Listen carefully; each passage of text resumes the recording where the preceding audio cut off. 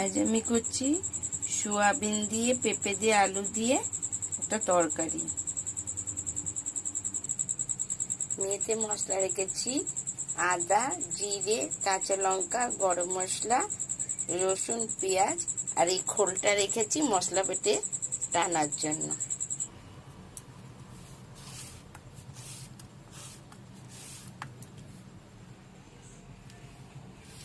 মশলাটা করা হয়ে গেছে।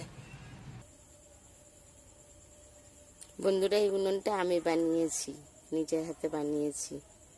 এবার আমি উনুনটা ধরাবো, তরকারিটা বসাবো। সয়াবিনটা একটু সেদ্ধ করে জিরে তেজপাতা ফোড়ন দিয়ে পেঁপে আলুটা পেঁপে আলুটা ভাজা হয়ে গেছে। এবার নুন হলুদ, এবার আমি মশলাটা দিয়ে দিচ্ছি। মশলাটা কষানো হয়ে গেছে, এবার আমি সয়াবিন আলু।